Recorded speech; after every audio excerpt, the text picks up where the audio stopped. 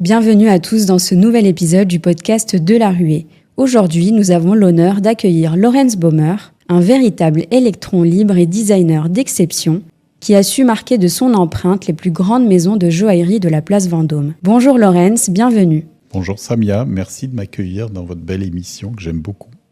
Merci. Pour commencer, pourrais-tu te présenter ? Je m'appelle Laurens Baumer, je suis joaillier, je suis à moitié français, moitié allemand et je suis installé depuis 30 ans, place Vendôme. Enfin, un peu moins que ça, puisque en fait, ma maison célèbre ses 30 ans là. Donc, alors ça, c'est la présentation un peu courte. Et il y en a une un peu plus longue et il y en a une très longue aussi, mais je pense qu'on va revenir dessus. Moi, j'ai un parcours un peu international, puisque mes parents étaient diplomates. On a voyagé dans le monde entier. Et puis j'ai dit à mes parents, je voudrais quand même achever mes études en France. Donc, on est venu en France. Et là, j'ai fait une école d'ingénieur, l'école centrale de Paris. Puis en sortant de l'école, j'avais fait cette option qui s'appelle Innovation, Conception, Production, qui ça semble très pompeux, mais ça vise à former des chefs de produits. Et le chef de produit, c'est celui qui suit un projet depuis l'idée jusqu'à la commercialisation. Et c'est exactement ce que je fais aujourd'hui dans la joaillerie. Donc je suis quelque part, même si c'est très différent et qu'on ne voit pas le rapport, je suis toujours ingénieur. Et en m'installant, j'avais pas d'argent, je connaissais personne et je n'avais aucun savoir-faire en joaillerie. Donc je me suis lancé à l'eau avec rien. Donc j'ai d'abord commencé par faire des bijoux fantaisie que je sculptais moi-même. Je collais les pierres la nuit dans les bijoux et je les vendais aux copines de ma mère. Donc ça faisait beaucoup marrer mes copains de Centrale qui eux étaient dans des grands groupes et qui avaient des responsabilités très sérieuses. Ça faisait beaucoup moins rire mes parents qui, après Centrale, me voyaient organiser des ventes un peu dans l'esprit des ventes Tupperware, où ma mère invitait ses copines pour que je leur vende des bijoux fantaisie. Ça devait valoir 20 ou 30 euros à l'époque, chaque bijou. Donc voilà, je faisais ça. J'ai commencé comme ça et en fait, j'ai jamais quitté cette vision, cet endroit où j'avais envie d'aller. Et au début, j'ai fait des bijoux fantaisie. Puis après, un jour, j'ai une cliente qui m'a dit « Ah tiens, est-ce que tu pourrais me monter un diamant ?» Et je n'en avais jamais monté.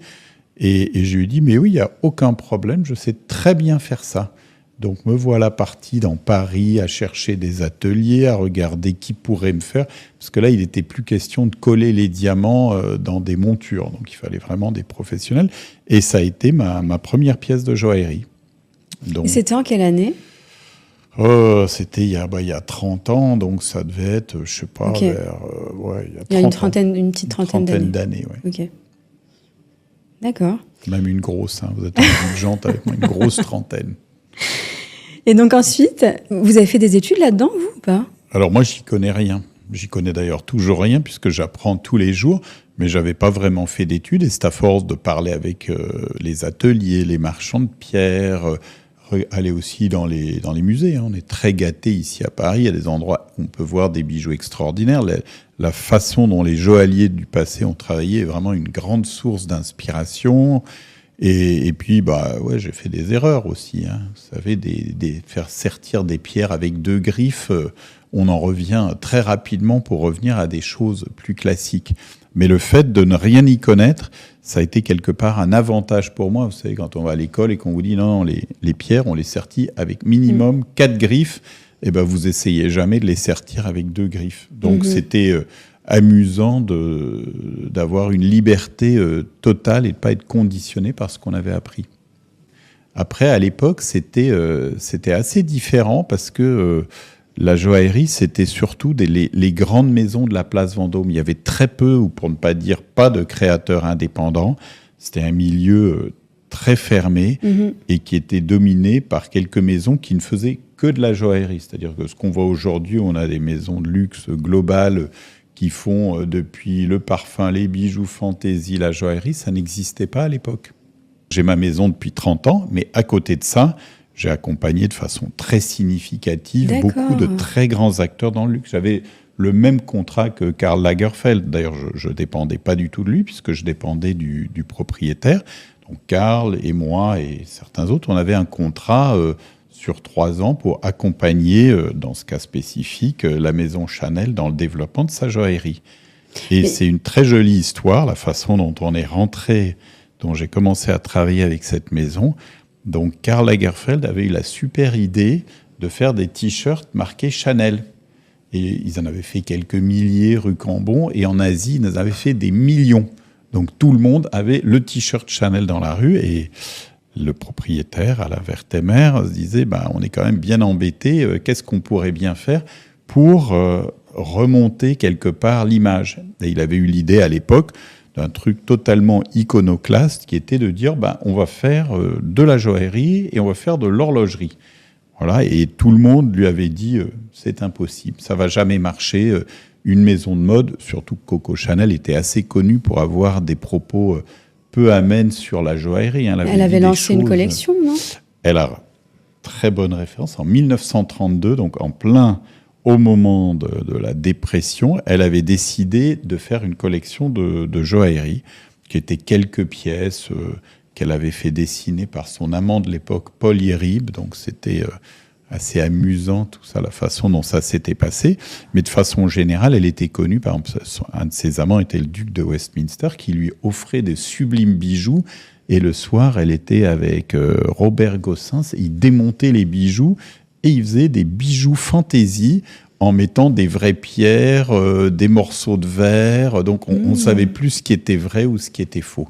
Et donc, elle avait, elle qui venait d'un milieu très pauvre, finalement, elle aimait bien l'idée que les bijoux fantaisie, elle voulait démoder les vrais bijoux. C'était une sorte, je pense, après, c'est de la psychologie à 2 balles, mais un genre de revanche qu'elle prenait sur la vie en démocratisant les bijoux fantaisie. Et d'ailleurs, à l'époque, Chanel était très connue pour ses énormes bijoux fantaisie avec des très grosses pierres, des perles surdimensionnées, des CC partout, que Karl avait, avec le talent qu'on lui connaît, rezappé, retransformé.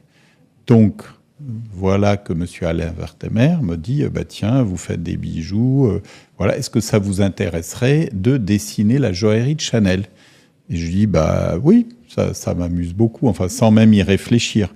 Et c'est vrai que j'ai eu beaucoup de chance qu'on me le propose à cette époque-là, mais c'était aussi personne n'aurait lâché une maison de joaillerie traditionnelle qui marchait pour se lancer dans l'aventure que tout le monde prédisait à un échec cuisant et qui n'allait jamais marcher. Alors, Karl Lagerfeld n'a jamais dessiné la joaillerie de Chanel. Tous les bijoux que j'ai dessinés chez eux, ils sont signés Chanel Bäumer. Donc, ça c'est une décision qu'on a prise ultérieurement, mais ils sont signés de mon nom. Donc, et à l'époque, d'abord, la joaillerie, ça prend beaucoup de temps, c'est beaucoup dans le détail, donc Karl n'avait pas le temps, et il avait d'ailleurs pas son avis à donner. Je n'ai jamais soumis aucun dessin à Karl. Je les soumettais au propriétaire qui les validait. Donc, c'est de cette façon-là qu'on a dessiné la bague Coco avec toutes les couleurs, les bagues matelassées avec les perles, la bague avec le camélia, la bague ultra avec la céramique, toutes les différentes collections de joaillerie. Donc, il y a pas mal de choses sur lesquelles ils ont pu capitaliser. Je suppose, c'est quasi sûr, on part de l'ADN de la maison.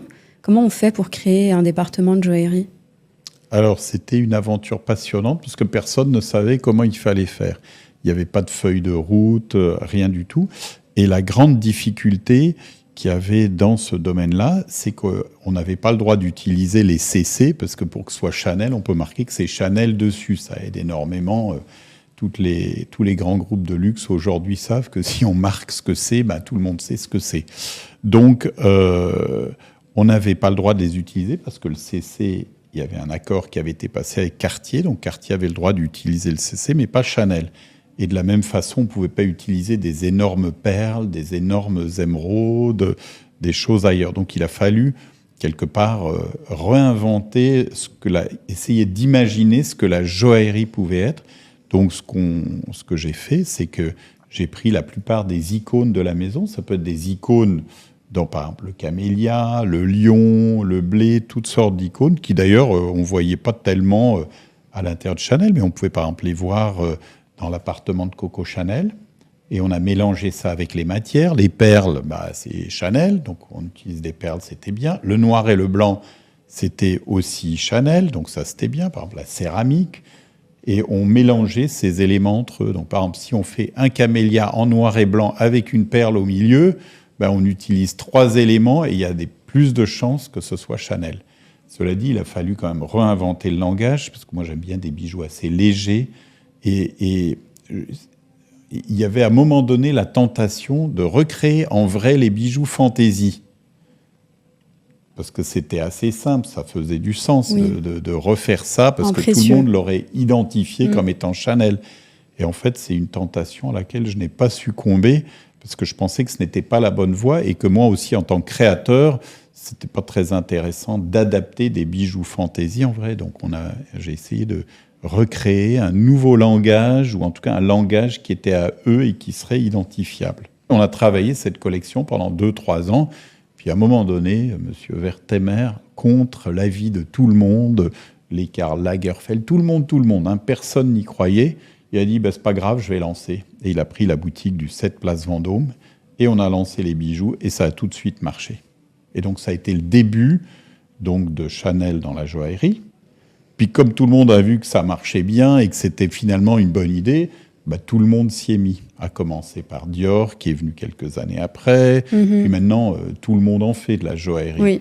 Et c'est accepté dans l'imaginaire populaire qu'une maison de luxe global puisse avoir de la joaillerie. Mais il y a 30 ans, ce n'était pas du tout le cas. Quel est l'objectif de faire ça ? À l'époque, ça s'est un peu fait par hasard, hein, quand Chanel a décidé de le faire. C'était vraiment pour asseoir l'image. Il y avait même pas de but vraiment commercial derrière ça. Et puis aujourd'hui, on le fait parce que il y a l'image dans la joaillerie, bien sûr, mais il y a aussi des maisons qui gagnent pas mal d'argent avec la joaillerie. Et ça permet d'être présent chez ses clients. Vous voyez, quelqu'un qui va acheter un parfum, il peut peut-être acheter un bijou, ou il peut peut-être acheter des chaussures et venir avec le bijou. Donc, quand il est chez vous, on lui dit « Attends ». Voilà. Et puis maintenant, vous savez, je ne sais pas si vous avez vu, maintenant, on lui dit « Attends, tu veux une pâtisserie ? Viens. Oui. Tu vas acheter la joaillerie, le parfum, la pâtisserie, la vaisselle, tu vas aller dans nos hôtels. Donc, à un moment donné, on est... La boucle est bouclée, on crée une culture. Mais c'est relativement récent. Et en plus, ce qui est assez amusant, c'est que tout le monde a tendance à l'oublier. Aujourd'hui, personne ne sait qu'il y a 30 ans, ce n'était pas du tout légitime et que ça ne se faisait pas. Il me semble que tu avais travaillé avec Louis Vuitton.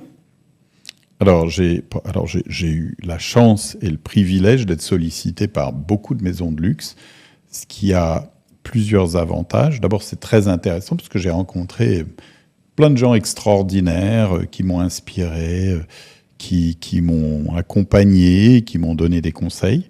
J'ai eu la chance aussi d'avoir des budgets beaucoup plus importants. Ils m'ont aidé à apprendre. J'ai fait des centaines et des centaines de colliers très importants chez Chanel que je n'aurais peut-être pas pu faire par moi-même. Ensuite, j'ai vraiment une part très active dans la tournure et que la joaillerie a pris, je trouve. Et en plus, dans le fait d'apprendre, de travailler dans d'autres mondes, ça enrichit énormément. Alors, donc, pour résumer, j'ai fait 20 ans chez Chanel. J'ai dessiné la joaillerie de Vuitton pendant 8 ans. J'ai travaillé avec Cartier. J'aurais fait plusieurs collections chez Cartier. Je travaillé avec Bernardo, Hermès. J'ai pas mal travaillé avec Guerlain. J'ai fait le petit rouge à lèvres, le rouge G avec le miroir qui s'ouvre. Est-ce que tu sais, c'est un objet qui compte beaucoup dans ma vie parce que c'est le premier cadeau que j'ai fait à ma mère pour son anniversaire avec mon argent de poche. Tu sais, vers l'âge de 12-13 ans, tes premières sorties entre copines. Ça me touche beaucoup, ouais. C'est vraiment sympa. Merci. Ouais. Beaucoup me racontent des petites anecdotes avec ce rouge à lèvres parce qu'il a plusieurs trucs qui se font assez sympas. Il a le miroir qui ouvre. Donc le miroir, je raconte toujours l'histoire du miroir qui ouvre parce que tout le monde croit que c'est pour se passer du rouge à lèvres. Mais en fait, c'est pas du tout ça. Le miroir, il a comme objectif, tu es par exemple au bistrot, et puis tu dis, le mec là, il a l'air sympa derrière. Quand je vais regarder, je vais ouvrir mon rouge à lèvres, et puis ouais, pas mal, ouais, sympa. Voilà, tu vois, donc c'est aussi un instrument relationnel, ce rouge à lèvres. Et on s'est beaucoup amusé là-dedans. Alors d'abord, pour moi, c'est important, parce que quelque part, on est souvent frustré en tant que joaillier, parce que c'est vrai que tout ce qu'on fait, alors j'aime toujours dire, c'est pas cher, mais c'est pas mal d'argent. Donc c'est sympa de pouvoir faire quelque chose qui touchera beaucoup plus de femmes ou d'hommes, voilà, à travers les créations qu'on a. Et le rouge à lèvres est une bonne façon d'avoir un petit bijou, c'est un petit objet qu'on a avec soi qui est un peu sympa. Et ce qui était amusant dans cet objet-là, c'est que d'abord, il y a plein de petites innovations qu'on ne voit pas. Et ensuite, contrairement au rouge à lèvres, quand tu regardes un rouge à lèvres, il a toujours la forme de ce qu'il contient. En général, c'est des cylindres qu'on pose verticalement. Là, dans ce cas-là, c'est un objet à poser. Puis, si tu l'as jamais vu, en fait, tu sais pas ce que c'est. Hein. On s'amuse toujours avec Olivier Chaud de Maison et Laurent Boileau, qui sont de très bons amis et grâce à qui j'ai pu faire ce rouge à lèvres chez Guerlain, à dire c'est un porte-couteau. Puis ensuite, on l'a fait un peu évoluer. Ce qui était amusant là-dedans aussi, c'est qu'on a voulu le rendre donc développement durable. C'est-à-dire, tout le monde disait, il est tellement beau, je ne peux pas le jeter. Donc on s'est dit, si on ne le jette pas, pourquoi est-ce qu'on ne le ferait pas rechargeable ? Et ça a été un des premiers rouges à lèvres rechargeables.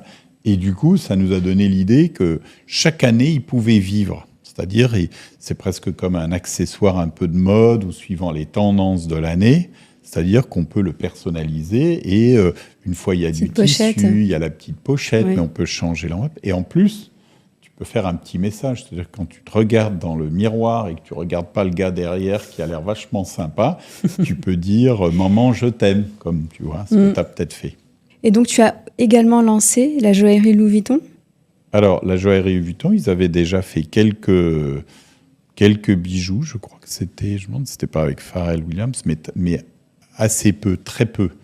Et en fait, ils souhaitaient vraiment s'établir dans la joaillerie. Ce qu'il avait fait, c'était un peu des accessoires, peu faits en or.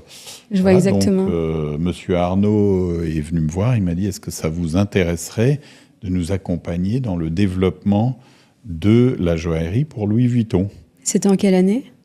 C'était, je ne suis pas très bon avec les dates, mais c'était 20 ans après le début de Chanel. Donc, voilà, il est venu me voir et je lui ai dit, ouais, super, avec plaisir. Ça m'amusait de tenter une nouvelle aventure.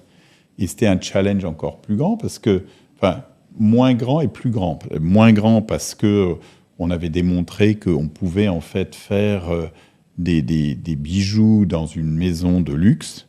Et beaucoup plus difficile parce que Chanel avait une légitimité par la mode, les bijoux fantaisie. À l'époque, je crois que c'était les prémices du prêt-à-porter à peine.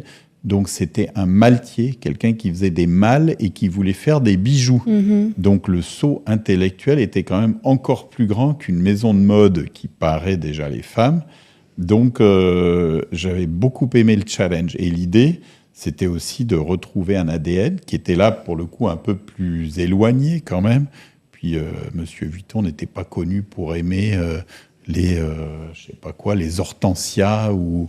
Voilà, donc on était dans la ferronnerie, les toiles imperméables, la façon dont on rangeait les trucs dans les malles. C'était ça l'univers de cette maison. Il fallait le traduire dans un univers féminin, gracieux... et qui ne soit pas trop éloigné de la maison. Donc on a fait une collection dingue, parce que c'était vraiment sympa. La maison m'avait donné carte blanche, en particulier Yves Carcel, qui était à l'époque le président emblématique de Louis Vuitton, et on s'était fait vraiment plaisir. Là, je suis très fier de ça aussi, de ce qu'on a fait. Et en fait, du coup, on l'a présenté dans leur boutique des Champs-Élysées, mais derrière, ils n'avaient rien. Ils n'avaient pas de vendeur, ils n'avaient jamais eu de clients qui avaient acheté de la joaillerie. Donc, on avait des choses très extravagantes et importantes. Et en vis-à-vis, il manquait toute une partie de ce qui est nécessaire et de l'expérience pour pouvoir vendre de la joaillerie. Et en plus, quand on achète une pièce de joaillerie, on ne dit pas « Ah tiens, j'ai besoin d'une pièce de joaillerie ». Donc, c'est quand même un investissement, et même psychologiquement, même si on a les mains, on dit « Oui, mais est-ce que tu es bien sûr que c'est sérieux ? Vuitton, ils faisaient des bagages, ils font maintenant de la joaillerie, des pièces très sophistiquées. On va attendre de voir un peu comment ça se passe. » Donc, on a connu des débuts intéressants, un peu difficiles. Et peu à peu, tout ça s'est mis en place. Et ils ont commencé à voir des vendeurs. Vous savez, on fait confiance aussi dans la joaillerie à son vendeur. Si vous avez un vendeur de Van Cleef et que vous avez l'habitude de lui acheter des pièces et qu'il est chez Louis Vuitton, on va plus lui faire confiance qu'à quelqu'un qui vient de la maroquinerie et qui vous a vendu votre mallette à roulettes et qui va vous dire « Attends, j'ai un collier de joaillerie, tu vas voir ».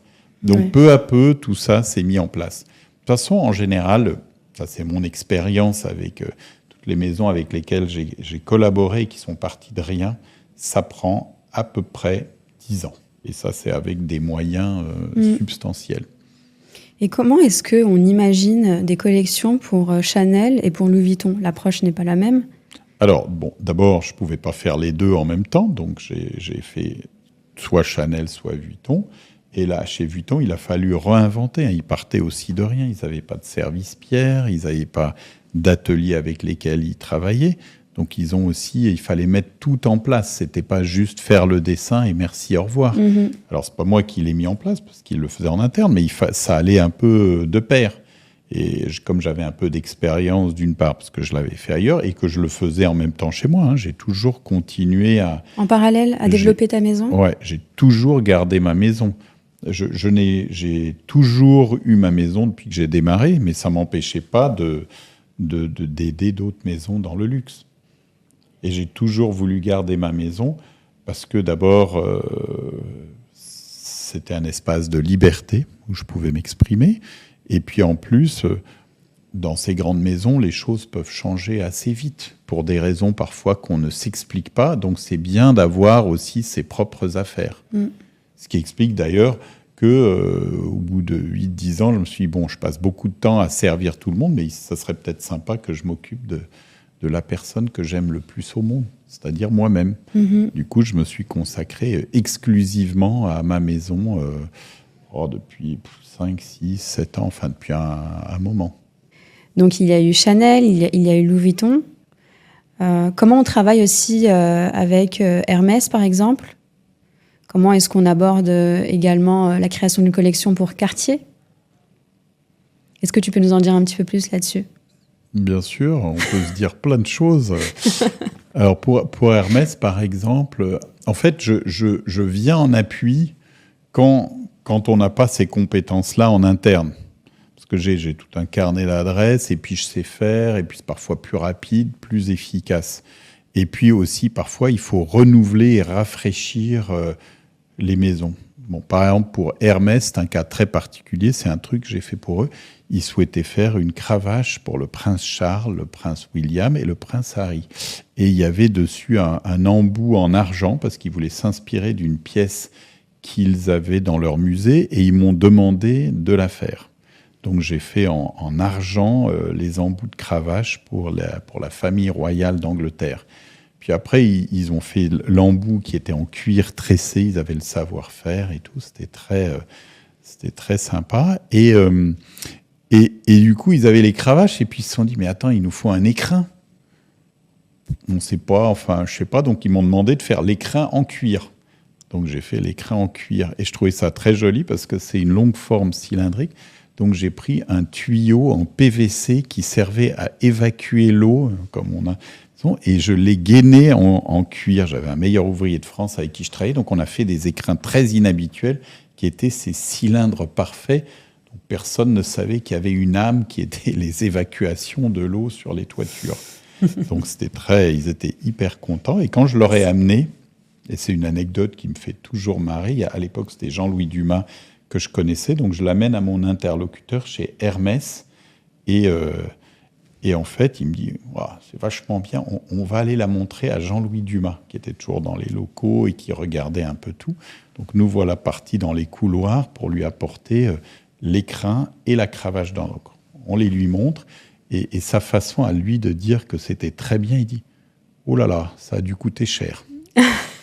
Donc il avait cette approche assez protestante et minimaliste sur le coût par rapport à la valeur. Et c'était sa façon à lui de dire que c'était très bien. Alors, pour ce qui est de Cartier, là, le but, c'était un peu Mon Cartier est une maison extraordinaire qui a un passé absolument magnifique, et on peut piocher indéfiniment dans les archives et les trucs. Et c'est d'ailleurs ce qu'ils font. Ils refont indéfiniment les mêmes trucs.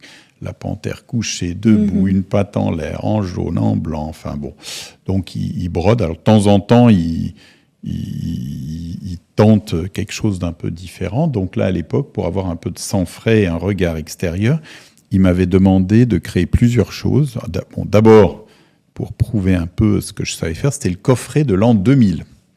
Donc, ils voulaient un coffret avec 4 pièces dedans qui raconteraient cette transition d'un millénaire. Donc, je leur ai dessiné 4 pièces. Je leur avais, par exemple, dessiné le bug de l'an 2000. Vous savez qu'ils faisaient des scarabées, là. Il y avait des scarabées qui étaient inspirés dans les années 30-40 par la découverte des tombeaux égyptiens, ce que Carter avait découvert. Donc, ils montaient des scarabées dans les années 30. Donc, j'ai dit, on va refaire un scarabée. On avait fait une aile qui était comme une puce électronique, avec des circuits électroniques qui racontaient l'aile. Et c'était devenu le bug de l'an 2000 à l'époque. Elle s'appelle comment, cette pièce ? C'est le coffret de l'an 2000 qu'on a fait pour eux. Et on avait fait un bracelet aussi en forme de code-barre. Et le code-barre, quand on le lisait, ou on pouvait le lire, ça disait 1999-2000. Donc, c'était des alternances de noir et de blanc. On avait fait ça. On avait fait aussi, j'avais fait un bracelet carte à puce qui reprenait un côté assez art déco, assez géométrique. Il y avait une puce dessus. Et ensuite, il y avait une troisième truc qui était un truc un peu genre atomique. Donc voilà, donc c'était une façon de raconter la modernité en utilisant des éléments un peu art déco, le blanc, le noir, et en restant quand même dans l'ADN. Donc ça avait tellement plu, bon, ils avaient vendu tous les coffrets, même Elton John nous en avait acheté un pour lui, et puis il m'avait demandé de dessiner d'autres choses pour eux. Donc j'ai dessiné une collection qui s'appelait Méli-Mélo, qu'ils ont eu longtemps aussi en ligne, qui, elle, était un peu plus access, et on utilisait toutes sortes de pierres dures, qu'ils utilisaient dans les années 30, mais qu'ils n'avaient pas utilisées depuis longtemps, et toutes mélangées avec plein de couleurs. Donc il y avait de la calcédoine, des l'améthyste, plein de pierres. Il y avait un côté assez graphique et géométrique. Donc ça, c'est par exemple l'histoire avec Cartier. Et puis dernièrement, on a fait aussi une collaboration avec la maison Hennessy pour le cognac. Donc Hennessy a un partenariat avec la NBA, la National Basketball Association, qui recrute beaucoup de consommateurs NC dans ses rangs, et donc qui sponsorise et qui fêtait ses 75 ans. Et ils m'ont demandé de dessiner un flacon de cognac pour célébrer leur partenariat et cet anniversaire. Donc j'ai dessiné un flacon de cognac en forme de ballon de basket, donc qui est fait avec baccarat. Et donc, c'est un objet qui, d'abord, réinvente l'esthétique du flacon de cognac, mais il réinvente aussi donc, la façon dont on l'acquiert, puisqu'il y a une petite clé.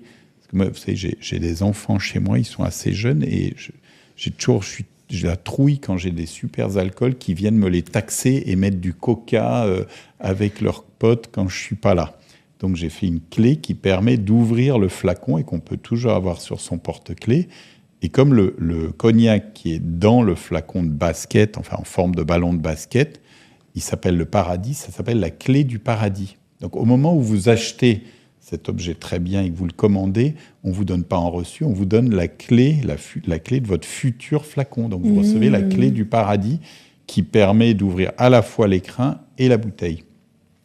Et de la même façon, on a réinventé aussi la façon de le déguster, puisque les verres sont en forme de ballons de basket qui ont la particularité, on ne peut pas les reposer tant qu'on ne les a pas finis. À chaque fois que je crée quelque chose pour une maison, on essaye de faire quelque chose qui les amène à se dépasser, qui raconte différemment leur histoire et qui est à la fois un rappel de qui ils sont, mais aussi une ouverture vers l'avenir sur laquelle on peut capitaliser. Et ça, c'est ce que j'aime bien faire. On raconte une histoire, on les accompagne, et on essaye de créer, par exemple, dans le cas de NC, c'est la même chose qu'avec mes bijoux, un moment de convivialité, un moment où on est ensemble et où on se raconte. Et comment est-ce qu'on design une tiare pour une princesse ?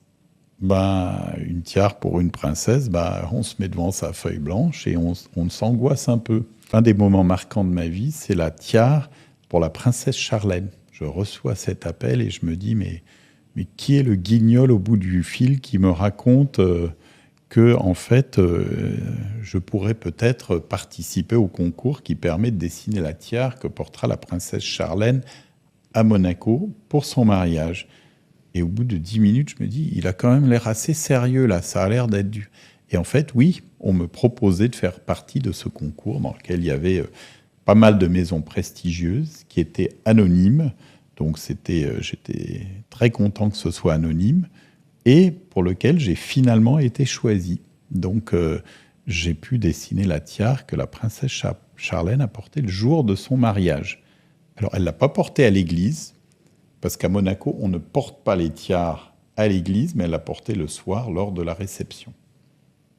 Et c'est toute une merveilleuse histoire. Enfin, il y a plein de choses qui se sont passées.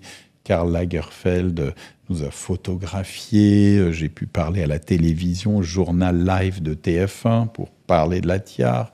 Donc, c'était un moment magique. On a fait appel à toi pour réaliser l'épée d'académicien. Je fais pas mal d'objets qui m'amusent.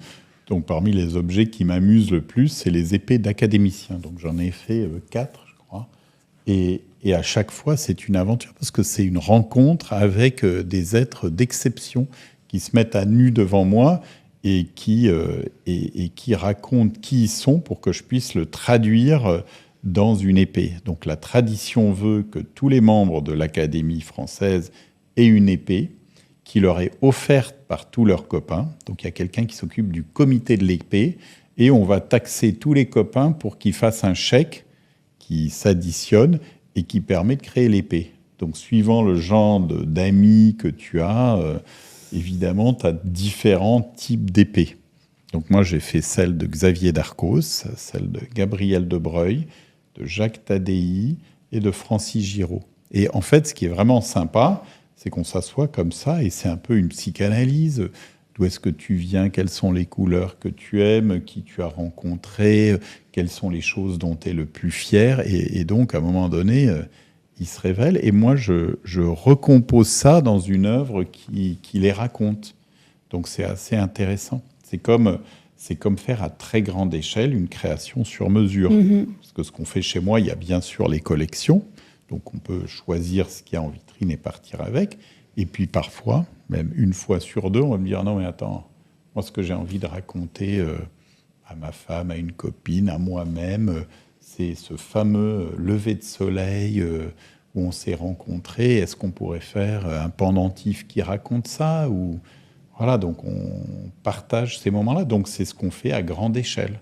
Et d'ailleurs, on a une petite vidéo sur YouTube qui raconte très bien la création de l'épée de Xavier Darcos.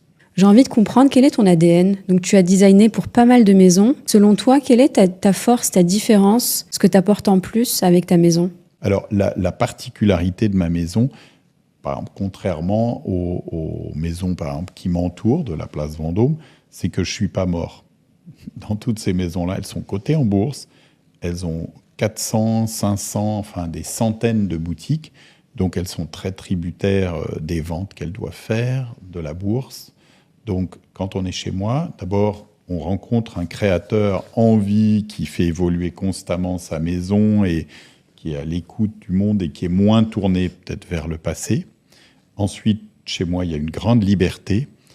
Et ensuite, mon point de vue dans les bijoux que je fais, moi, j'adore les bijoux qui racontent une histoire, mais qui sont aussi les compagnons du bonheur. Parce qu'il y a chez moi, il n'y a pas juste 2 lignes comme chez certains de mes collègues de la place Vendôme qui ont finalement assez peu de lignes, ou en tout cas qui ont créé ces modèles-là il y a une 50aine d'années et qui créent assez peu aujourd'hui. Chez moi, il y a tout le temps beaucoup de création, on est à l'écoute et c'est un échange. Et quand on est reçu chez moi, on est reçu comme si on était reçu chez moi, pas dans le grand groupe. Souvent, c'est un peu intimidant. C'est un peu aussi le problème d'être sur la place Vendôme. C'est qu'on est on se sent pas tout à fait à sa place quand on passe le pas de la porte. Chez moi, je fais tout ce qu'on peut pour qu'on n'ait plus jamais envie de partir une fois qu'on est rentré. Et ce n'est pas du tout lié à une démarche commerciale. C'est déjà, est-ce que tu es bien? Est-ce que tu te sens entendu? Est-ce que ça te donne envie de faire partie de l'aventure? Donc c'est une approche qui est vraiment très différente. Et par rapport peut-être à d'autres créateurs, alors il y a beaucoup de créateurs aussi très talentueux que j'aime bien, mais c'est peut-être l'expérience de ce qu'on a fait, les collections, et aussi une vraie écoute. Tu sais, on essaye toujours de créer ce mariage un peu parfait entre ce qui va vraiment t'aller. C'est-à-dire, je dessine pas que pour moi, je dessine aussi pour quelqu'un. Parce qu'il y a des créateurs qui disent, voilà, moi je fais ça, ça te plaît pas, ben merci, au revoir. Je fais ce que j'aime. Moi, je vais te dire, ok, moi il y a plein de choses que j'aime, mais moi ce que j'aime, c'est que tu te sentes bien, que tu aies envie de juste porter le bijou parce que ça te raconte, ça t'embellit, et enfin, comme tu te sens bien, bah forcément, tu es plus belle. Qu'est-ce qui caractérise, selon toi, la place Vendôme ? Alors, la place Vendôme, quand j'étais gosse, je voulais être joaillier, je me suis dit, il faut que je sois en France, il faut que je sois à Paris, et il faut que je sois place Vendôme. Donc, c'était l'objectif final, puisque en fait, c'est l'endroit où sont tous les joailliers depuis l'arrivée de Boucheron vers 1870.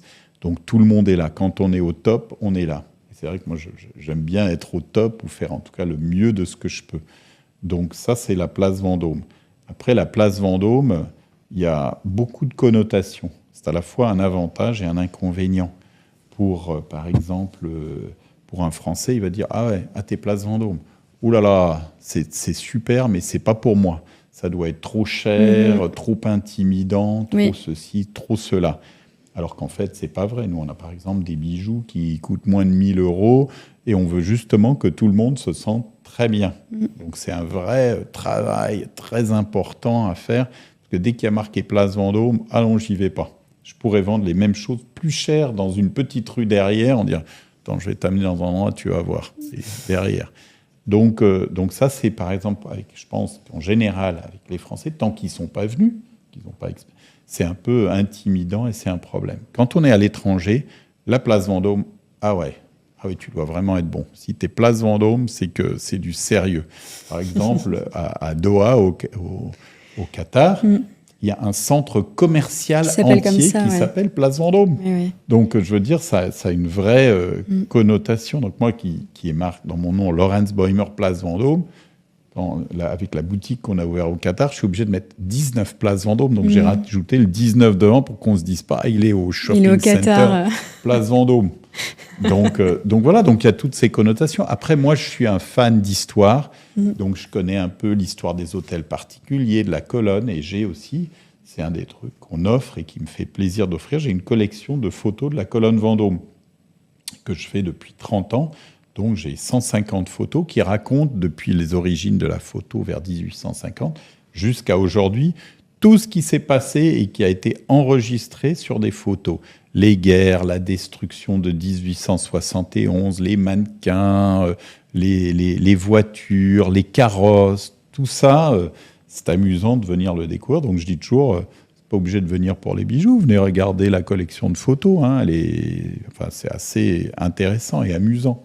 Dans ton expérience client, par exemple, tu donnes un livre sur l'amour, tu donnes, là, comme tu as dit, des photos. Qu'est-ce que tu mets d'autre en place, par exemple, d'assez surprenant ? Alors, pour moi, c'est un moment de partage. Ce que je préfère dans ma vie, j'adore la création et faire des choses, mais j'adore aussi les rencontres. Ça, c'est vraiment super. Alors, ça, c'est les rencontres quand on se rencontre à travers un bijou, et aussi quand les bijoux permettent à des personnes de se rencontrer.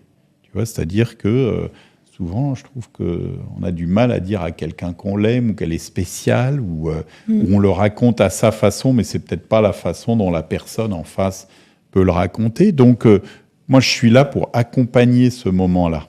Voilà. Alors, évidemment, le bijou est très important. Et on a aussi une signature dans les bijoux, un style des bijoux qui sont, on dit, ça peut être Lorenz, fais voir. Ah bah oui, tu vois, je te l'avais dit. Donc on a ça, mais ce qui est important, c'est effectivement, j'adore la place Vendôme, tiens, regarde, voilà les photos. Et tout ça, c'est gratuit, je n'attends rien en retour. On a d'autres trucs, j'aime beaucoup la gourmandise, on a un bar à chocolat. J'ai un bar à whisky, parce que j'aime bien les whiskies, ça m'amuse, et on fait d'extraordinaires whiskies en France. Et quand je dis ça, tout le monde dit non, mais n'importe quoi. Je dis attends, viens, assieds-toi, tu vas voir. Il me dit ah non, je bois jamais de whisky. Bon, je dis ça tombe bien, tu vas pouvoir en boire. Voilà, donc c'est toujours ce moment-là, mais c'est aussi un endroit où on accompagne de façon bienveillante. Je sais pas, ça peut être une adresse de voyage, un restaurant, un médecin, un rendez-vous, un truc. Il y a un peu de tout ça. C'est un peu comme ça que je conçois le bijou. C'est au-delà de l'objet, c'est également une expérience. Bon, c'est un peu la base en joaillerie. Mais c'est quoi ton avis là-dessus ? De façon générale, nous on le fait depuis toujours. Parce que maintenant, en joaillerie, en luxe, on dit on va vous faire vivre une expérience. C'est ça. Alors tu vas dans certains groupes, on dit votre âge de date de naissance, c'est quoi ? Voilà le champagne, c'est votre date de naissance. Oui. En fait, tu arrives là, tu te dis ouais, c'est chez vous, mais tout le monde a le champagne. Pourquoi ? En quoi moi je suis spécial ? On n'a pas dit attendez, on a appelé chez vous et on a appris que vous aimiez bien le fromage de tel endroit. Alors on a appelé le meilleur producteur rien que pour vous. Et il nous a fait envoyer un truc en direct. Et d'ailleurs, il a fait une petite vidéo où il vous souhaite un bon anniversaire et tout. Et d'ailleurs, on a organisé un petit voyage si vous avez envie.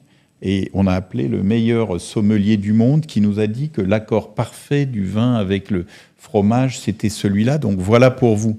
Là, c'est un autre niveau. C'est pas la même façon que de faire des trucs un peu standardisés. Donc, l'expérience est importante, mais l'expérience, elle est faite pour faire plaisir à quelqu'un, pour l'accompagner. Et en fait, il y a autant de façons de le faire pour chacun qu'une expérience un peu standardisée. Après, c'est beaucoup plus simple d'avoir une expérience standardisée et hop, t'es né quand, toi ? Voilà, tiens. Marcel, tu m'amènes le... Voilà, donc ça c'est... Voilà, alors l'expérience, ça peut aller plus loin encore. Moi je dis toujours, les choses qui gouvernent nos relations avec les amis de la maison, c'est d'abord, ils viennent chez nous pour s'évader, pour passer un super moment. Tiens, c'est quoi le dernier whisky ? T'as vu une expo sympa ? Je sais pas, les amener ailleurs. Parce qu'ils ont souvent des vies qui sont... pas très excitant, donc faut avoir une certaine palette. Parce que parler de l'opéra, c'est pas la même chose que de parler du dernier spot de surf, par exemple. Donc il faut avoir ça. Et puis après, c'est important de leur dire qu'on les aime pour eux-mêmes, qu'on les aime pas pour combien tu vas dépenser. Ah ouais, toi je t'aime beaucoup. Ah non, c'est pas ça. Je t'aime un peu moins. Non, on les aime juste pour eux-mêmes. Donc c'est important d'avoir cette authenticité. Donc tout ça, c'est des éléments qui font partie de l'expérience. Oui. Ce que je trouve bien, c'est que aussi tu embrasses la technologie. Est-ce que tu peux nous raconter un petit peu ce que tu as pu mettre en place ? Pour terminer sur l'expérience, parce qu'on a parlé de beaucoup d'autres choses qui sont périphériques au bijou, mais le bijou est déjà important. Par exemple, dans l'expérience, c'est je vais t'expliquer qui tu es à travers les bijoux. Et si je dessine un bijou pour toi, je vais faire en sorte que tu aies l'impression que c'est toi qui l'as dessiné. Il n'y a rien qui me fait plus plaisir, bien sûr, je le dessine. Non, mais attends, c'était mon idée, hein, t'as vu, regarde ma bague. Donc c'est vraiment un moment d'échange et un endroit où on montre à chacun qu'il a le pouvoir de créer.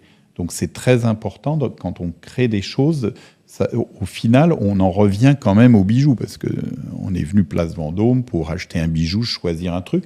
Et souvent, on révèle, j'aime bien ça, par exemple, vraiment conseiller, dire, toi, tu voulais un truc avec des petites fleurs, attends, non, regarde, je vais te faire essayer quelque chose de très géométrique et tu vas voir, et en regardant devant le miroir, c'est la princesse, la princesse, quand elle regarde le miroir, elle grandit d'1 ou 2 centimètres, et dit, oh là là, non, j'aurais jamais cru comme ça.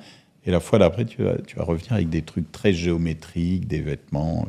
qui raconte cette histoire-là, mais c'est révéler des choses. Donc, c'est important dans le bijou de faire ça. Et on peut le faire. Moi, j'ai des collections avec des petites fleurs. Anami, la contemplation du beau, on a appelé ça Cherry Blossom. Voilà, parce que il y a un côté un peu japonais dans la contemplation du beau. Mais j'ai aussi des choses géométriques, où j'ai un battement de cœur qui permet de dire je m'aime, j'ai un battement de cœur. Alors, donc ça marche. Alors, derrière ça, il y a de la technologie. Mais en fait, la technologie n'est jamais une fin en soi. C'est-à-dire, on n'en parle jamais. Quand j'ai, par exemple, fait cette ligne qui sont des bijoux tatoués. Moi, j'aime beaucoup les tatouages, mais moi, j'ai toujours peur de me lasser, quoi. J'adorerais me faire tatouer un truc, et puis le lendemain matin, je me réveille. Oh, mais pourquoi t'as fait un dragon ? En fait, c'était un lion. Et le lendemain, je vais dire, ah ben non, le lion, en fait, j'ai envie d'un chat. Et puis, ça va être un dauphin.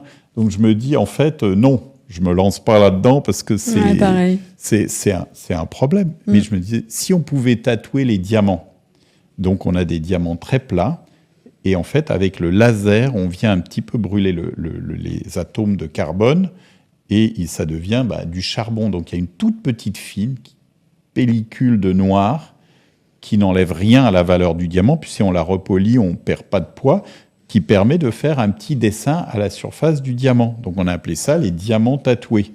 Donc je parle des diamants tatoués, je raconte mon histoire du tatouage qu'on peut changer, qu'on peut avoir un dessin d'enfant, on peut faire plein de choses, mais à aucun moment je vais dire, attends là, tu vois, les vibrations des atomes de machin, quand on les fait, permettent de faire ça. Oui. C'est vraiment la technologie au service du rêve. Donc j'ai ça dans plein d'endroits. Donc, par exemple, on a fait ça, on a été dans les premiers à utiliser le titane qui prend toutes ses couleurs, on a été dans les premiers à faire des impressions 3D en or. On peut faire des choses extraordinaires. Un bon exemple de ça, on a créé une matière qui permet de s'adresser à un autre de nos sens. Les bijoux, par exemple, c'est le toucher, c'est la vue, mais à aucun moment, c'est l'odorat. Donc là, on a créé une matière qui est comme un peu une éponge végétale. En fait, c'est-à-dire que c'est imprimé en 3D et ça te permet de laisser des creux dans la matière qui font que, par exemple, l'or devient poreux dedans parce que tu verses le parfum, il rentre dans la matière et il est peu à peu restitué. Donc on a tous ces scarabées, quand on ouvre les ailes, ça fait un bijou parfumé. Tu avais créé des bijoux NFT, non ? On a fait une expérience en réalité augmentée où on suit une météorite en améthyste, parce que l'améthyste c'est le violet, c'est ma couleur, qui s'écrase place Vendôme, qui crée une fissure. Donc on se balade, on suit la météorite qui arrive sur la Terre, on voit l'Europe, la France, et ensuite on rentre dans le bureau ou dans notre boutique, dans les salons du 19 place Vendôme, et on me voit en train de dessiner. Donc je jette les feuilles sur la place et il y a un champ de fleurs qui éclose sur la place Vendôme. Parce que moi j'ai toujours rêvé de végétaliser la place Vendôme. La place Vendôme, elle est classée minérale, donc on n'a pas le droit de mettre un parterre de fleurs dessus. Donc ça, c'est ce qu'on a fait digitalement. Et donc, il y a des fleurs qui éclosent sur la place Vendôme. Et du coup, ces fleurs-là, on les a réalisées en joaillerie et on les trouve à la boutique. Donc, c'est cette idée-là. Alors, c'est une fois de plus, c'est le bijou qui compte. C'est des très belles fleurs. On a appelé ça les roses Bäumer. Ces fleurs digitales NFT qu'on a fait éclore sur la place Vendôme, en fait, au départ, c'est des vrais bijoux. Et c'est juste qu'on a créé, par la technologie, tout un environnement autour qui, poétiquement, accompagne l'objet. Voilà, mais donc, il disparaît. Enfin, il est au service de la création et de l'objet. Et il y a d'ailleurs aussi un passeport digital qui accompagne chacun des bijoux, dans lequel sont rangés tout ce qu'on peut avoir envie de mettre là-dedans. C'est bien, c'est sympa d'être les premiers. Pour le moment, disons que les amis de la maison se reconnaissent pas toujours là-dedans. C'est vraiment très précurseur, c'est très en amont. Mais notre devoir aussi, c'est d'avoir de l'ambition à travers nos créations, à travers la façon dont on le raconte. Tout ça, ça fait partie de nos missions. Parfait. Merci beaucoup. Merci Laurens. Bon, merci beaucoup. J'espère que je n'ai pas été trop bavard.